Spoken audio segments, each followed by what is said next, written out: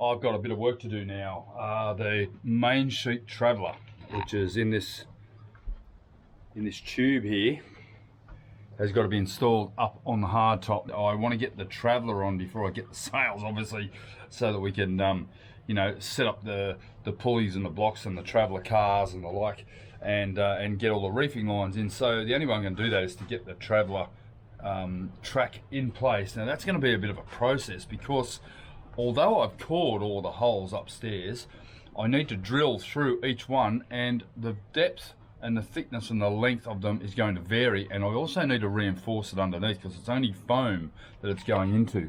So what we have is under here, along here, is going to be an aluminium plate, and that will actually be like a backing plate for all the nuts and bolts that are going to come through, and a couple of them are going to come through here where the wiring conduits are.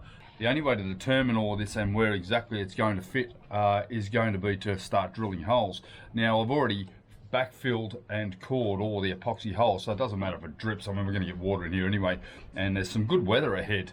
And what that's going to allow me to also to do is I have to prepare the surface up underneath. Up under here, I have to sand a strip so that I can glue the aluminium plate on, and then I intend to laminate over that to hide it, and then I'll put a texture on it, and then I'm going to do the nuts and bolts protruding down from underneath that as well. So we want to make it look similar to what I've already got here, because it's nice and neat. And unfortunately this whole setup here is going to make it look pretty ugly if I don't do a good job of it. It'll just be a flow coat texture like I've done all the way around the helm surround and everything here, but certainly worthwhile doing right. So I'm going to get started on it now, drill the 30 odd holes, measure each bolt so that I know I've got exactly the right size bolts, and then we can come back and start the finishing process. This is where it's positioned.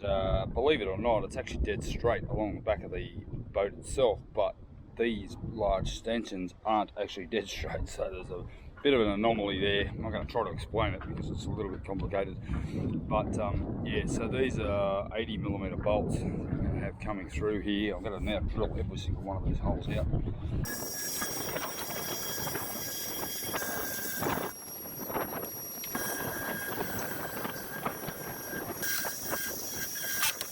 Well, that's a 70mm bolt. That's it. Right, that's a 70. Yep. There's the next. Oh, there's the fourth one.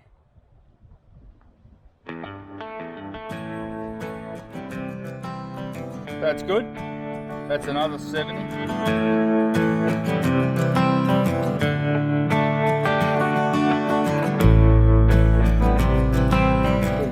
Struggling to comprehend why we've got a gearbox selective problem, and on Sunday I was here and I pulled it all apart. Zach and I had a big video conference, and we deduced that there was virtually nothing wrong, so I reassembled it, but I adjusted the I guess it's the spline of the gearbox into the center and reassembled it all, and came down this morning, and with Janet here we were able to fix it. So it's running perfectly, so I'm not going to tamper with it. We came up with a couple of solutions, and in fact we worked out potentially what it might have been. But anyway, it's been a bit dodgy from day one. I sort of mucked around with it, and Zach and I mucked around with it on the first day we drove it down here, and anyway, it seems to be fixed. So I'm doing a whole heap of other jobs, plumbing, wiring up the nav lights up the front, because we still haven't got our navigation lights wired in, so I'm wiring them up, and Jenna goes, I want to do this. That's not my recollection, but anyway. Well, you said I can't move on until you do this for me. You said, why don't you do the Velcro for the roof lining? Yeah, I said, yeah, okay. And then I got to a point where I'd finished one and I didn't want to crawl over the other one to do that Velcro. So I said, you need to finish it. And I said, well, I've got other jobs to do.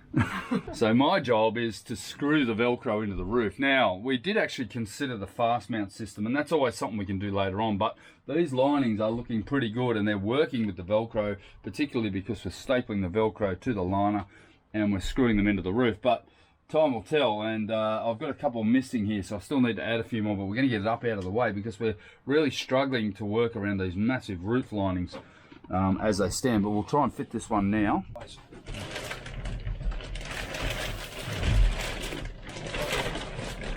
Okay. Is that right against the wall? Yeah. Is that it? Yeah, it's against the wall. Cool. That was really good. Wow, look at that. What a difference, eh? Yeah, that's disappointing. Yeah, but it just needs a bit trimmed off the end. So It's just disappointing. it's a bit of a hard area there because of that curve there in the roof lining. But anyway, we'll fix that. We need to take like that much off. We need to go back to where that line. Yeah, but I don't know whether you cut that much because it'll lift up. As soon as you cut some off, it'll go up a bit. What do you mean? Well, you don't need to cut that Yeah, it much needs off. to come back to here because this is going to be white, so it's not going to matter. As long, well, the key is to just get that up. All right, carrying along with the roof lining theme, Janet's been busy velcroing the roof. Honestly, there's over 110 screws in this section on its own, just holding the Velcro up. It's getting expensive and it's getting very, very arduous putting all these bloody Velcro pads up. I can't finish this pelmet here until we get all these roof linings in place. So looks like it's going to be another week before I can do that because I'm just about out of screws again, because every time I buy a box, it's not enough. Hey there, thanks for trading work. I actually come down here with a bit of a mission, and then Janet puts all this Velcro up, so I need them all screwed up. So That's so unfair. must I? You pinched my I'm not even a sailor yet, and you pinched my hat. That was a present from my sister-in-law. You can have it back. I know. Yeah, cool. All right, come on, let's get this one up, and then we can see how we go. So you're going to have to be down this end. Big long one. Probably should have done it in 2 pieces. Wow. What's on that bit? It wasn't filling, and then all of a sudden, oh. Slowly but surely, the green is going. Yep, and I'm happy to see that. That's not good. Because that means the end of the work. That looks absolutely beautiful. Put your head. Absolutely beautiful. Well done. Cool. I like it. Wow, what a difference, eh? Instantly it lifts the room. All right, get over there and do another one. I'm not just laying down here, I am working. It's just easier lying down. It's pretty uncomfortable. I've never known anyone who feels so guilty when they have a rest. I feel guilty when I lay down. And I ache when I lay down. I reckon I've got a share in a 316 stainless company there somewhere in the world. I'll try and have it. Good thing is I can just drill into this and I don't have to have any fear of it breaking through the top, because that's 25mm core here. And look at that, it's just solid and dry and rot proof, and I like that. Last Sunday, Neil Tasker from Barracouta Sails in southern Sydney measured up our rigging, and we thought it fitting that we should pay a visit to his sail loft to get the lowdown on the process and fine-tune our needs. Neil's factory is about 5 minutes from our son Samuel's home, so it was great to see him and his guys at work. Yeah, I was just saying now I get really nervous when I go somewhere new, but it's a bit ridiculous. I don't get out very much. So is this umbrella like a sunbrella? Yes, yeah. So it's Yeah. really UV. Yes, it's 10 years. Brilliant. If you don't get 10 years out of it, I'd be surprised. Well, I was just It's got a 5-year warranty on it, but honestly, the warranties aren't worth it. Yeah, I'm so saying it beautiful on video, too, but isn't yeah, No, that's okay. nice and soft. Yeah, lovely. Yeah, I darker was than always colour. worried about the dark fading, but I guess as you It's said, the other way around. the other way It's around, actually yeah. around there. The worst colour Yep. is that light grey. Yeah, right. That's Wow. that They just because go to paste apparently they bleach it to get the natural colour is quite dark. So they bleach it, and the bleach kills it. Wow. Whereas the dark colours, Yep. Captain Navy, black, they seem to last really well. So this, This is our sail cover we've got on here. And, I think- we've chosen to not have one that wraps around the boom. We've chosen to end it at the boom. We're going to sling it with a couple of saddles. Is that right, Neil? yes, that's it. The zipper is going to be offset so that the rain doesn't run into the centre and into the sail. And these lines here are where that's the reinforcing where the laser jack goes on. I've only put 2 of them on because the pit's going to be in this area. So you guys having tomorrow off? Yeah. You wouldn't be allowed to operate with it tomorrow anyway. Yeah, well, no, I didn't know if we're tucked in down here, but No. I wouldn't let him. No, exactly. Yeah, it's pretty important, isn't it? Janet, can you just fold that edge over and draw it into? Yeah. That's it? Yeah. Okay. So that's basically where that line is, is going to be where the battens are. So that's the top edge of the cup. Alright? So we don't want to we want to be, you can be fairly close to that, but maybe 150 down from that. And I reckon you want to be 150, 200 up from the bottom. The red logo, they might put that in the big area, and then run down from there. Sounds good. Yeah. So this is the straight edge here. This is the straight edge. So this is the boom here. Okay. So this is great. They normally will send me a mock-up. Yep. Once they're happy with it. Yeah. Sounds good. Yeah. Now this one is going to be, that's the top side.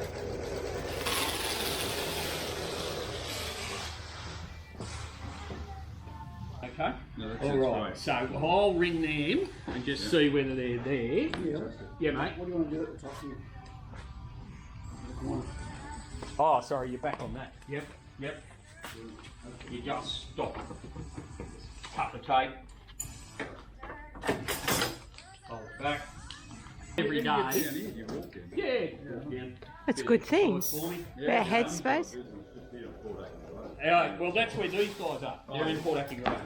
They're probably the same year. That's big white. I think it's white. So this is a software called ProSail. Oh yeah. That ProSail Beautiful. version 4. I saw the photo you sent me the other day. Modified Granger 40 Ross Boardman Mark II. Yep. So. Oh, that looks fantastic. Okay, so now we'll put the battens on. So this is just the layout of the battens. Yep. There's 7 buttons. 6, I think, because where's the bloody phone down here? Yeah. We're actually going to confirm this. This is good you're here. I thought I saw it at 7, didn't I? Yeah.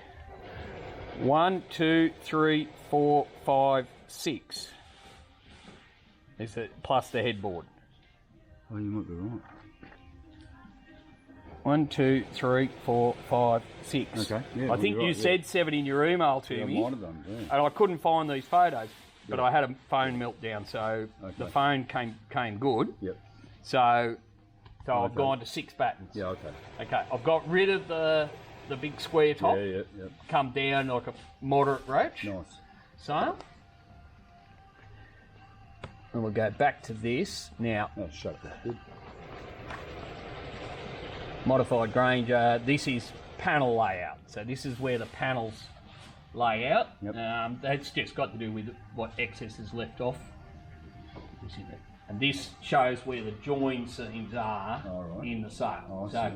These are all a little complex, but it's basically talking about how wide the seams are, how many panels are going to be in it, what orientation, the way the fibre is going to lay in the fabric.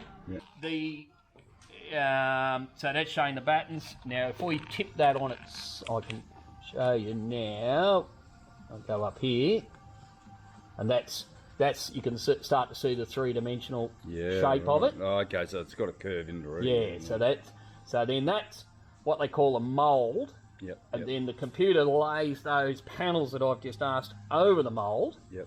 And then that gives us our shaped panel. So if we go to this one called panels, this actually will show you.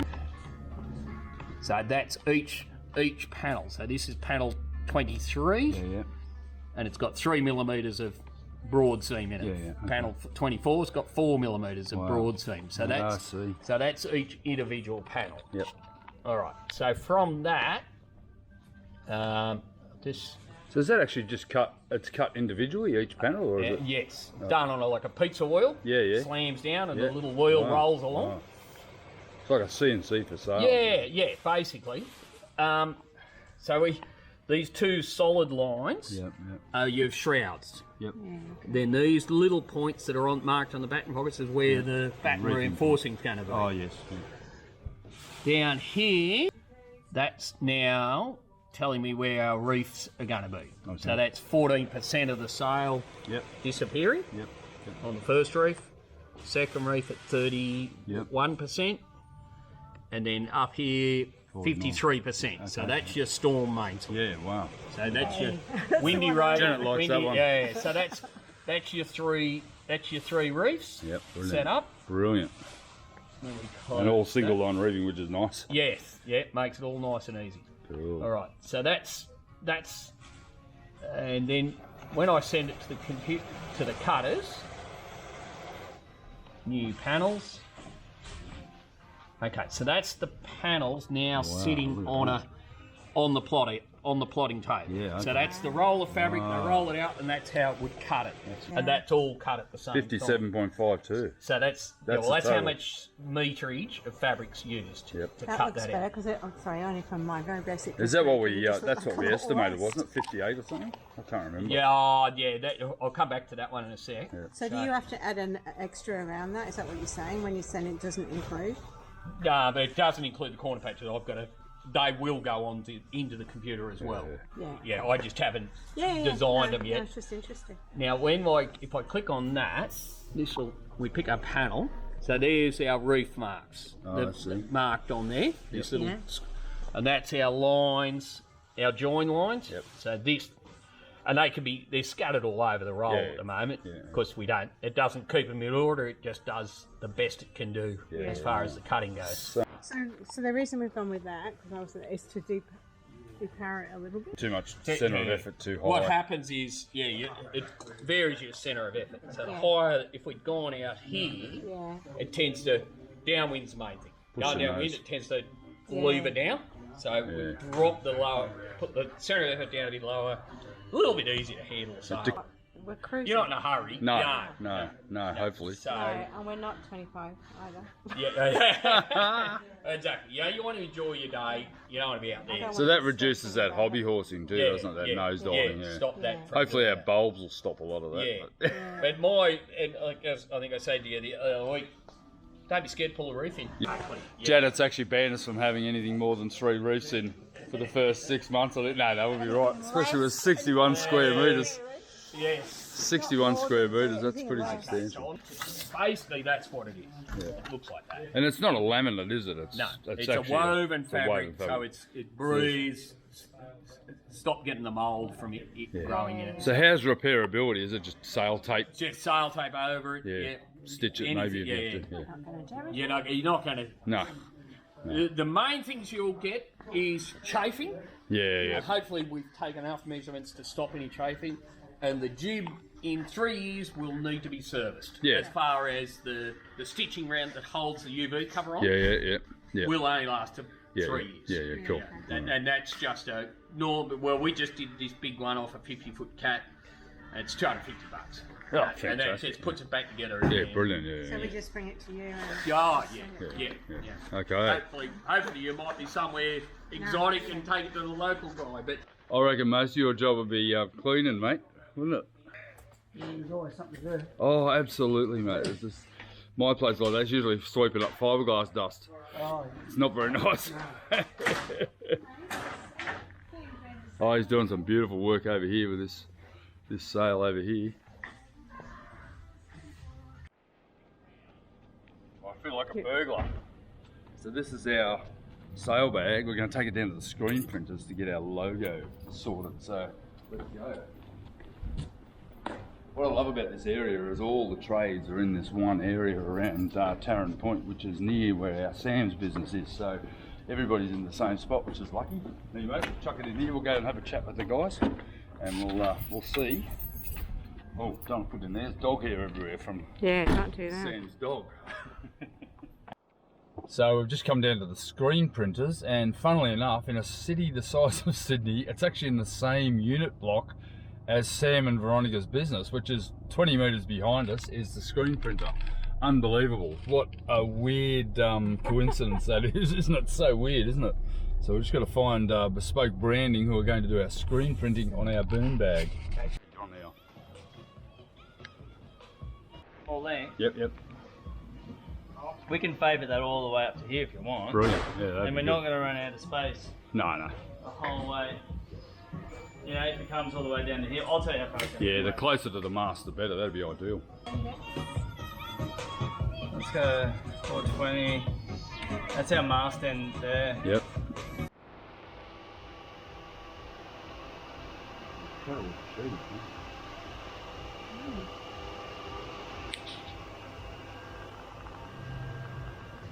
Yeah, we don't want to get too far down here because this part will be all scrunched up at the other end too. So. 3370. That's it. Yep. That's 3370. Yeah, so we got that height here. That's 350 there. So if I go off that bottom line, that's what you get. Yeah. Yep. It goes like that all the way along. Yeah. Yep. Fantastic. So where does it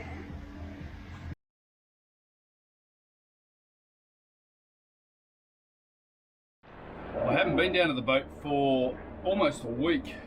Came down to check that there was no water leakage or anything. I did have a little leak. I've got a leaky main window and it's driving me mental, but that was the only leak we had, which was just fantastic. A couple of weeks ago I came down and the whole place was leaking, but right in this corner here I have a little leak, and that's pretty annoying, and I can see where it is now because it's starting to separate up on the top. So before we have another massive storm, I intend to fix that.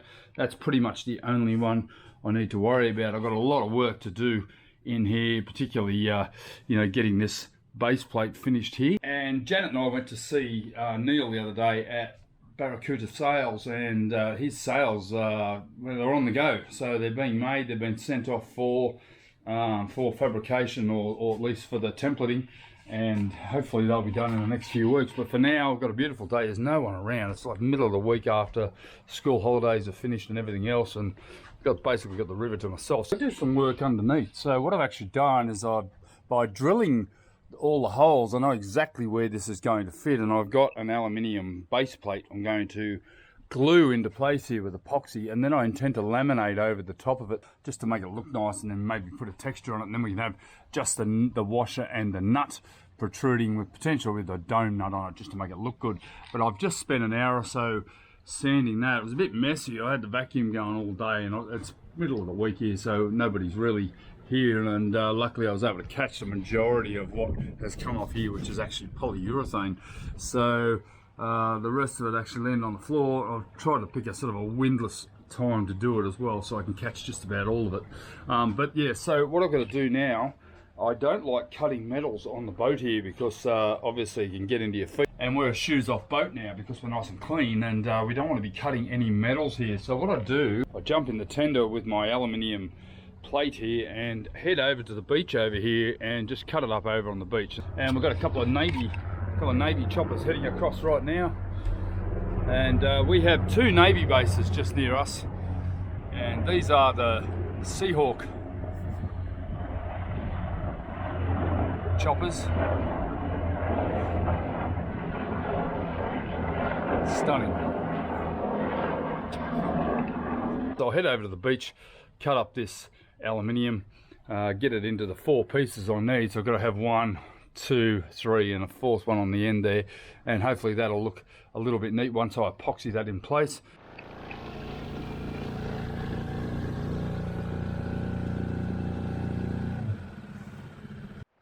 This is my workbench over here, and you know, a couple of little iron filings into the mangroves, not going to really make much difference, but it'd make a massive difference on the boat. We'd end up with them in our feet infected. Yeah, what a spot, eh? This is just beautiful. One thing is with this grinder is if it gets slightly on an angle, it's got a computerized chip in it that turns it off. It shits me.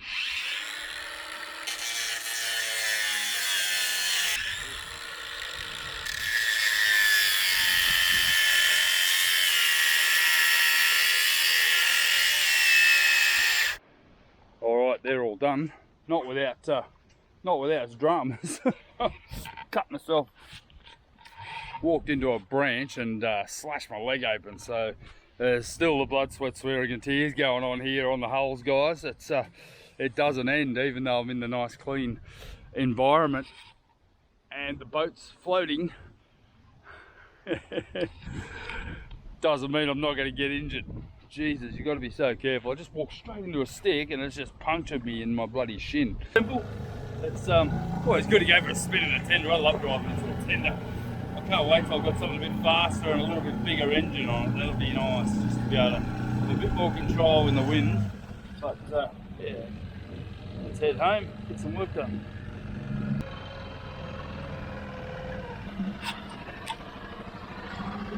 Right, I'm all ready. I've scoured the surface. I've just got to give the surface here a bit of a quick wipe with some acetone just to clean it, and then I'll wipe it with some methylated spirits just to make sure that there's no waxy residue or salt or anything there before I epoxy these things in place. These are going to be screwed up in place. I do need to go up and undo this screw and this bolt over here, obviously, when I get to that, but I'll do the center ones first, and that way I can get these all done and ready to go.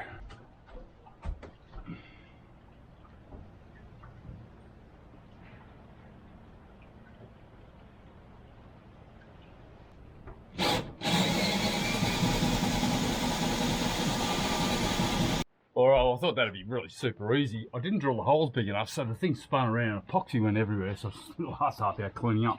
I've got the first two big ones in. I'm just going to go and undo these screws a little, just so I can get the last parts on, and then I'll leave it, and then I'm going to come back, and I'm intending to laminate over this, so only a couple of layers of 400 double bias or something over the top, just to, you know, make it disappear, and then I'm going to give it that white texture that I've done all the way around the outside here, and ultimately that will hide the aluminium plate. I'll get rid of the screws once they come through, and then I'll be able to just put in the nice big dome-headed nuts that are going to actually hold the Traveller on. But yeah, so it's just reinforcing. This has already got epoxy all the way through it, so it's very heavily reinforced, but I'm just putting in this backing plate just as a little bit of final assurance.